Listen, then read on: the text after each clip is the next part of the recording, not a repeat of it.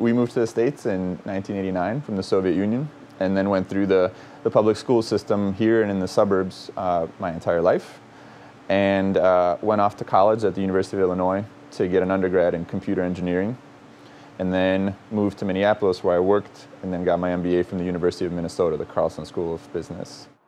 After the MBA ended, I started a fellowship with an organization called Education Pioneers, which brought me back to Chicago, and I started working at the CPS central office.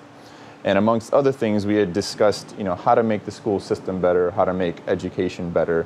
And it was the first time that I had learned that there's a large amount of kids in Chicago that get their only meal of the day at school. It's the only time that they know that they're going to consistently eat.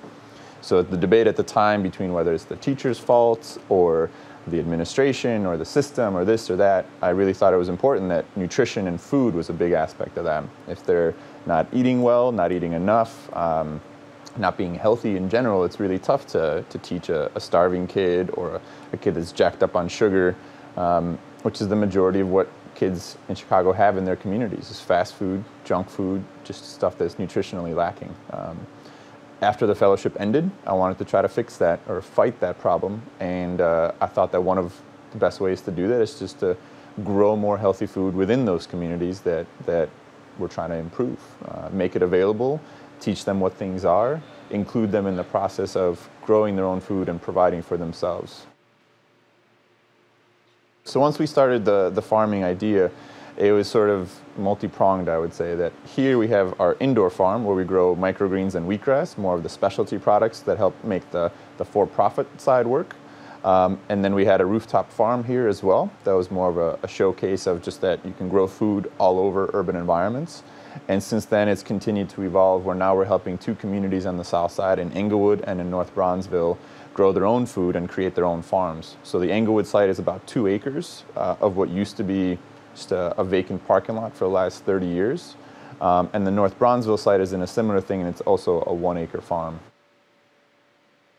It was good that growing up in an entrepreneurial family to have the business and entrepreneurial skills. In high school and college, engineering definitely relies a lot on math and science skills. And in business, it was much more about the soft skills of working with people, selling, talking to people, understanding how businesses work in the grander scheme of things. And I think that laid the foundation for me to afterwards realize, well, here's what I want to do, and here are the different pieces from my life that enable me to think about farming from a different aspect. During the summer, it's kind of all hands on deck, and people are shooting the markets, doing deliveries, bringing stuff back, and it's like a big anthill of just people moving around all the time.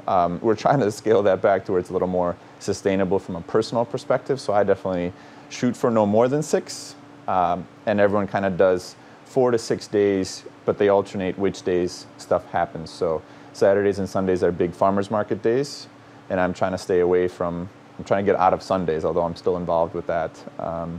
But for the most part, everyone does about 4 to 6 days a week. When I take a step back, I really love it.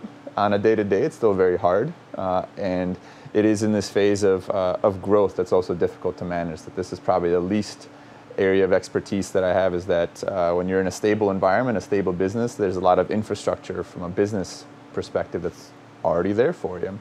And for me, it's definitely very stressful and challenging to figure out, how do we build in our HR practices? How do we build up the accounting and tax practices? How do we build up the stuff that in former businesses was already there for me, that you fit into a structure, you signed forms, and you were on your way.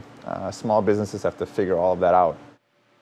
When I look back on what collectively our crew has accomplished over the last few years, it's astonishing. And there's still a long, long way to go, so it's exciting to see.